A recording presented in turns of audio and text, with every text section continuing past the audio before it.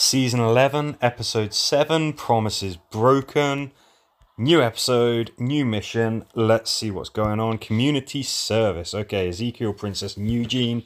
Yeah, I guess this is following their plot line where they were clearing out those derelict houses for the purposes of, I don't know, the Commonwealth's expansion, I guess.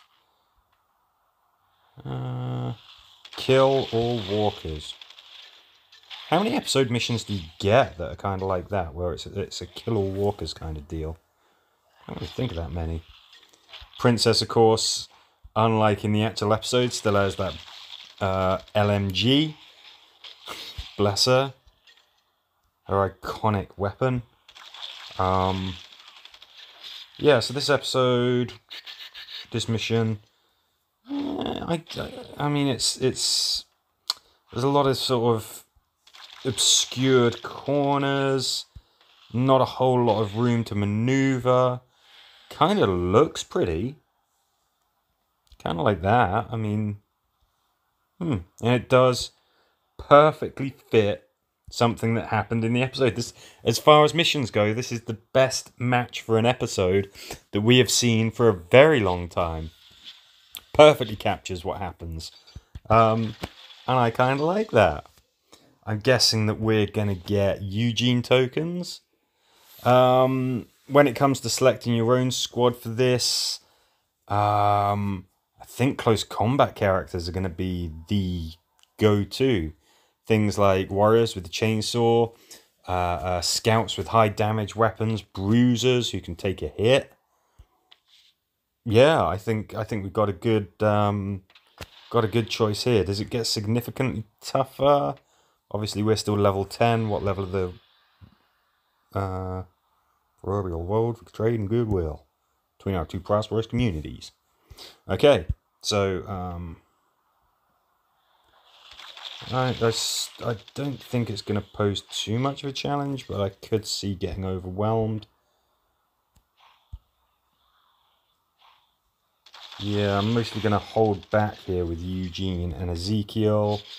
Princess can obviously do the killing from it. But yeah, this isn't really going to be too much of a challenge. Just nice, fun, quick mission. Kind of follow, yeah, really nicely sort of sums up what happens in the episode. Speaking of which, let's talk about the episode. So, we came off a pretty good one last week. Remember, it was the haunted house episode with the start. It was just like Night of the Walking Dead and all of that. It wasn't perfect, but it was a good episode. Nice attempt at some decent horror. Not following up on that Connie storyline, which okay, there's a lot of storylines going on at this point, but okay. Instead, we were following the Westboro Baptist Doomsday Preppers. We're following Maggie and Negan and Gabriel as they search for some food. And of course, we're following Eugene, Yumiko et al. At the Commonwealth, trying to ingratiate themselves to this great new community. I thought it was a pretty good episode, all in all. I liked that it started off with some inter-character drama. Having seemingly been working towards an understanding with Negan, it's good to see Maggie just being distrusting and hating Negan again. Even if some progress was made in their relationship, it is entirely believable that she would just reverse that and go back to being upset. I mean, just think about what happened. So that was a good start. What else have I got for notes? Love Princess. She's great. She like the performance, like the character. She's fantastic.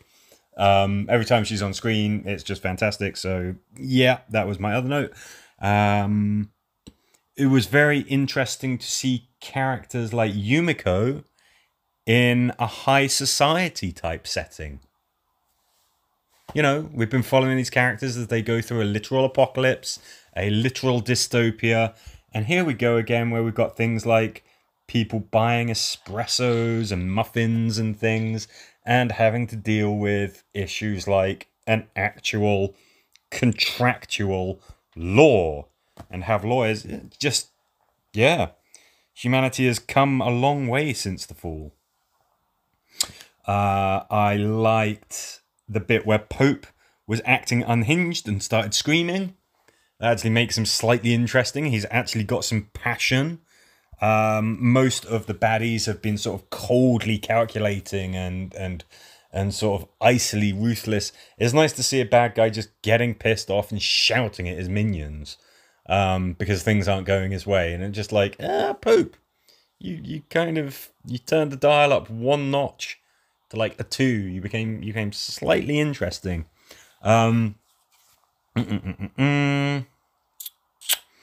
yeah, it's got to be said though, Pope's guys, they are the best dressed bad guys.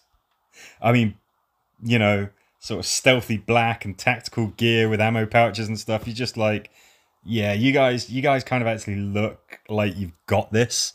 So, kind of an observation there. How do walkers identify food? Because our heroes pretty much Shaun of the Deading them at this point. It used to have to be fresh guts. You used to be smothered with blood and gore. Then you needed a full skin suit, which is what the Whisperers did. Now you just sort of wear a mask and you do an amateur dramatics warm-up routine, and those deados follow you like a puppy. So how exactly do the dead... It doesn't seem to be smell, it must be sight. And all you got to do is like hide your face and sort of wander around like you don't have a lot of coordination, and they're just like, oh, okay, guess I can't eat that. I guess that's just how it is, but just seems a bit weird. Oh, it's nice to see some sleazy politics in the Commonwealth. You know, the guy sort of saying to Yum Yum, oh, I'm going to need a friend in high places, and you might be that friend. They've brought back the good old days with commerce and luxury, and of course you would get some of those bad old habits coming along with that.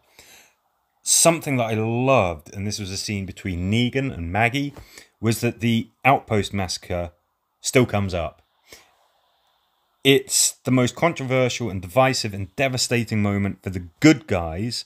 It absolutely set Negan on the warpath with our heroes. It sets so many things in motion, and it's still something that heroes should be struggling with, ethically speaking. Hearing it from Negan's perspective, and he's being completely reasonable as well, just really brings home how devastating that was. It was an absolutely key moment in the show. I'm so glad that something like that still gets brought up.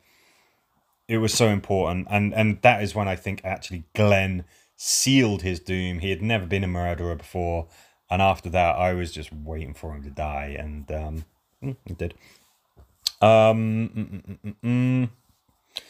The spoiled hipster townie dweeblets on a date seemed a little bit exaggerated, even considering who the weenie little brat is the son of. I'm also wondering if that secretary actually is Mrs. whoever it is, the important person. I bet that she is. And at the end, Cole having to walk with his zombified sister and just sort of like welling up. I just like that scene. I just thought that was very good. This was a good episode of The Walking Dead. It moved some things forward. It didn't have any grand moments or anything like that, I guess. But it was still an exciting viewing experience. What did y'all think of it? Let me know in the comments, and as ever, thank you for watching.